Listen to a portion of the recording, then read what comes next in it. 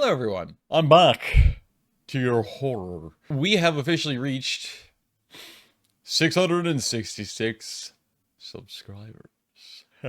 How's that for us all coming together? Well, it's all coming together now. today. I actually specifically wanted to talk about it in a very different way, I think, than a lot of XJWs would expect. And that is talking about the main three types of Jadoobs. So, type Juan, the ultra fundamentalist type J-dubs, the archetype of fundamentalism, of hardlining. Being a hardliner or a fundamentalist is, well, it probably should be pretty inherently obvious. I think it's actually the most commonly assumed stereotype of J-dubs. They're the ones who basically want everything to be their way. The interpretation of everything, the interpretation of the rules, the interpretation of the doctrine, the interpretation of talks, the interpretation of scriptures, the interpretation of text, the interpretation of the awake, rest in peace to that, the interpretation of literally anything.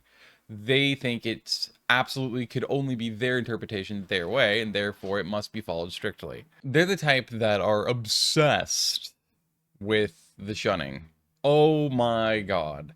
They will apply it to literally anything and everything in their lives. If you don't fall in line and go in lockstep with their interpretations and what they believe is the correct way to be, or the correct way to believe, or the correct way to study, or the correct way to this or that, they will absolutely shun the fuck out of you. Even if you are in good standing with the elders of your congregation or with the governing body, whatever else, it doesn't matter to them. They will shun you. And they do it by their own personal choice because they feel it's right to do and you have to be wrong and all these other things like that. It's just their way to get some sort of a hard on from a power kick, I guess. But they're the worst kind, as you can probably guess. They're the ones who are also the biggest tattletales, and they're the ones who love to slander people behind their backs. If you are somebody who is on their shit list because you don't follow in lockstep with their beliefs and their interpretations, they are absolutely the ones who will immediately be the Karen, the petty child, to go and report you for any number of even fabricated things to elders of your congregation, to a circuit overseer if they're present, or whatever else. They're the kind of ones who will slander you to every last other JW around them they can, because they want the ability to control and influence all these other people in your congregation to start shunning you or avoiding you or going away from you or start to question you, because that gives them, again, a power trip. That's what the fundamentalist hardliners are like. And that is the worst kind in type 1. Type 2 is like my grandma. She was, I love her, she was great.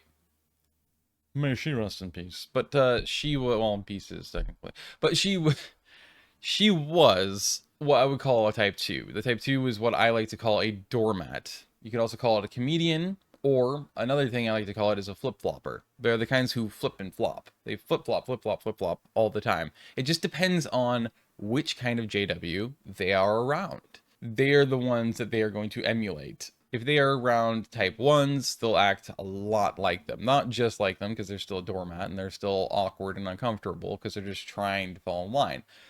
They just want to fit in, basically. They're that kind. They just want to make sure that they're always in good standing with everybody around them in the congregation or other congregations or other JWs. That's all they care about. That's a type 2. So, obviously, if they're around a type 3, they're going to act like them too. And type 3s, now that we're on to them, are the best kind of JWs. If you could say such a thing. It does feel weird to say that. It always will be weird to say that. But they're the best kind, because they're the ones who are the opposite extreme of the type 1s. They're the ones who are on the complete opposite side of the spectrum. They're the ones who are like the antithesis of the fundamentalist types, of the hardliners. They're the ones who are carefree. They could care less if you are a JW or not. They could care less if you're disfellowshipped. They could care less if they consider you apostate. They could care less about anything. They do not genuinely give two fucks. They do not care, because they understand, and their understanding of Jehovah, of Jehovah, of the scriptures, of everything else, allows them to kind of mold the rules, or ignore some of them because, like the shunning, because they're ones who will never shun anybody. Obviously, they have their arms wide open for anybody and everybody. They are some of the nicest, most neighborly, kind people you'll meet. You could run into them years down the road after being disfellowshipped or being considered and officially labeled as an apostate or being just simply leaving or whatever else, and they absolutely will still welcome you with open arms, and they'll even actually invite you to go over and visit with them at their place and have a barbecue or have dinner with them or watch a movie with them or whatever. They genuinely don't care who you are, what you believe, and they're very supportive in that. Actually, they're very supportive in your individual, your individuality, your own experience, your own life, your own beliefs. They could care less what you believe. I'm fortunate enough to have experienced all three types firsthand many times. When I was youngest, it was the type 1s. My grandma, like I said, is a type 2. And obviously, no matter what congregation you're in, usually you'll always have a mixed bag of all three. Sometimes it'll just be of 2, and it's usually, if it's just 2, it's usually just either hardliners and, usually just hardliners and type 3s. So just the genuine types, who could care less what your status is. And the last time I was ever in a congregation, it was majority of the people there were kind of in the middle. I wouldn't even necessarily were any of the main types. They were just kind of in the middle. And then that's like some of them, or actually I say the majority of them, and then there was a handful of them that were in type 3. And I loved the people who were in type 3. One of my favorite people, his name was Ralph. He was such an awesome man. I loved him. He was incredible. And he was actually like my go-to. He was actually a lot of the kids' go-to, actually, in the hall, in the congregation. But he was especially my go-to, to be able to just talk with him, spend some time with him after meetings and everything, and genuinely be able to ask questions or question the doctrine and question why it was even there, or mention contradictions in the Bible or the doctrine or whatever else, and even just say, like, I don't know if I really have ever believed this. I don't think I have, and I don't trust my dad and how he'll react if I just say I don't want anything to do with this. And I don't even know if I'd be allowed to not have something to do with it. I could talk to him very openly, even in the hall, and it was always in the hall, in the back, about that. Not in the back as in a school, but like out in front of a school or something like that. Because again, you have A and B schools in the back of halls. These are smaller rooms for those that aren't familiar. And that's exactly where I'd always speak with him, because he'd always end up being in the back, I think in front of the B school, that congregation. And yeah, it was like he was always there for the kids, actually, specifically. And it was just really awesome to be able to talk with him. And I do miss that guy. He was awesome. He was also looked really young for his age, despite all the health ailments he's had. He was awesome. And he even like 97, he was like a giant kid. He was the most awesome man ever. Super, super funny, super goofy, just the most biggest, kind-hearted, gentle soul ever. But he genuinely understood. Like, he was very much devout. He really believed. But he also understood that it wasn't going to be for everybody. He also understood that, like, yeah, people, especially kids, need that support. And they need to be able to find their own path and figure out what they believe, and if they believe in it or not. And he always encouraged kids to think about that kind of stuff and really figure out, what do you believe, without thinking about your parents, without thinking about other witnesses, without thinking about any other influences. Like, just you. How do you feel? What is your genuine belief and thoughts? Like, that's for you and only you to decide and figure out. And he was just awesome about it. Like, he was the most open-armed guy ever. Like, he didn't matter how devout he was. He's like super encouraging and supportive of even technically apostate questioning or beliefs, including in kids, which I really was appreciative of, because that's somebody that everybody needs in their life, whether they're unfortunately born into a religion or join a religion or not. Everybody, especially kids, as they're growing up, need that kind of a figure and support. Like, he was everybody's favorite grandpa, I guess, in a way. So he was absolutely incredible. And obviously there's a few others. One of them that I met that was in that same congregation, actually, his name is Larry. He is a very nice man. He always has been.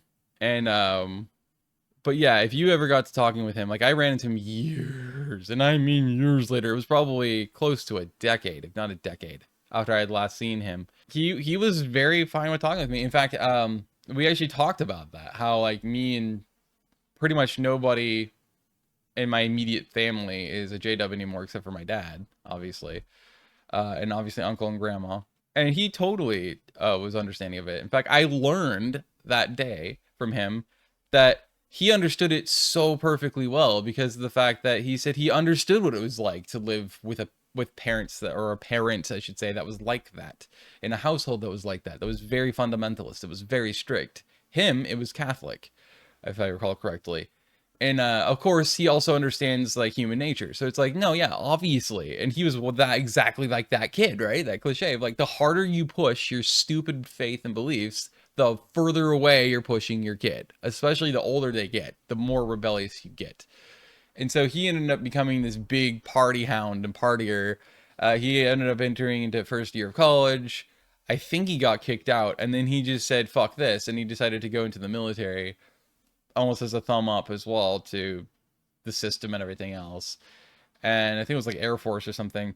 I think it was during that period, right before he left, that he met his wife, Judy, who he's still married to this day. And this is when they're really, really young. And, you know, and they're both, I think, in their 90s now. So, I mean, it's been a long time. They're true sweethearts, but it's awesome. I love that kind of story always. No, he said, like, he met her, and of course, she was a J-Dub at the time. And so he ended up slowly deciding to convert and marry her. Because obviously, by that point, he was not even a Catholic. He wasn't really anything. He was just himself, basically, going through his extreme fuck you and fuck this and fuck the world phase, you know, that is inevitable anytime you grow up with that kind of a hardline, strict parenting, especially when it also involves a strict doctrine and religion enforcement from a fundamentalist point of view like that. So he fully understood it. He knows what that's like. And so he, even that aspect of the doctrine, including the shunning and stuff I mentioned, and he's like, you could tell, he literally said he doesn't believe in that. He doesn't care because he knows exactly, again, what that is like. And he says that's the last thing that they should be doing. So, and of course, he's still very devout himself. So there are those people in there. And then these people are not far from Pimo as well. They're genuinely devout, but they're just type 3s. They're very genuine, open, big-hearted people who could give a fuck about stupid rules like shunning and shit like that, even as long as they've been there. You know, no, they're not going to touch that. They are genuinely great, big-hearted people, and I love the fact that they exist. Overall, in the end, though, the least common, from my understanding, from what I've heard from so many different people, and from what I have seen and witnessed in my time, including being out, let alone being in, for half of my life, is that the least common is, unfortunately, as I think people would expect, the type 3s. The least common are those people. The most common are arguably the fundamentalists, so the type 1s. And the second most common are definitely the flip-floppers. Now, obviously, there's another one which is not even a type really, it's just a general average. They're the ones who are not really too influenced by either end of the extreme, so type 3s or type 1s. And they certainly are not flip-floppers either. They're content where they are. They're very much not hardline. They're very much not like super open-armed either. They're just content where they are, right somewhere in the middle. Centrism, moderate, whatever the heck you want to call them. That's what they are. And I feel like that is probably the majority of J-dubs in reality. And then, like I said, just under that being the highest majority, then the second would definitely be fundamentalist. That's from my point of view. Let me know in the comments what you guys think is the most common. If you want to do a tier list and actually tier it out like that, I highly encourage you to do so. It would be great to actually be able to genuinely see everybody's different, very unique, different experiences with this whole thing, especially given the different ages that we all have here in the XJW community. I would love to be able to see genuinely what your experience has been, so we could all like collectively make lists, and then we can all see how different our experiences were by like where we put each tier or where we put each category of JDub. That would be, I think, really awesome. But that said, that is actually genuinely all I wanted to speak about today, was specifically the types of JDubs, the main 3 types, because I don't actually usually ever see or hear anybody talking about types of JDubs or the main types or anything like that. I've certainly never heard of or seen a video like this before. So I wanted to output this because I know it's also very uncommon that you'd ever hear an XJDub say this, especially ones who do still carry some trauma and still got to deal with that, or, you know, still have some effects of the programming or whatever else, you know, that are lingering inside of them. That is something, or at least impacting how comfortable or uncomfortable they are with certain things. That is something that you just don't hear about. Because I think a lot of times people are more reactive impulsively via emotion than they are actually rational, taking a step back, you know, a deep breath, and just being like, okay, let's look at the whole thing in its entirety, the whole picture, and really try to pluck our biases and set it aside and be like, okay, what is the overall thing I gather from this? I thank you so much for watching. I really appreciate the support and everything else. And also, especially seeing support for each other is obviously a very important thing, and it's huge, and I adore that. Everybody needs that kind of support system. Everybody needs that kind of a group. Everybody needs to be able to relate to other people and see that, hey, I'm not alone in this whole thing. So, you know, I appreciate your guys' interaction with each other, and of course, with the video and the comments. It also, of course, helps. Sharing things around helps a lot, too. And I really greatly appreciate it. So, yeah, I hope you guys have been staying safe, and I hope you guys continue to stay safe. Unless you don't, that is your choice. If you want to jump off a cliff, I guess you could do that. Riding a cactus, but different story. Anyway, I hope to see you in whatever the next video might be. Until then, kick a pumpkin? I don't know. You do what you want. And I'll see you later. Probably never. Good day.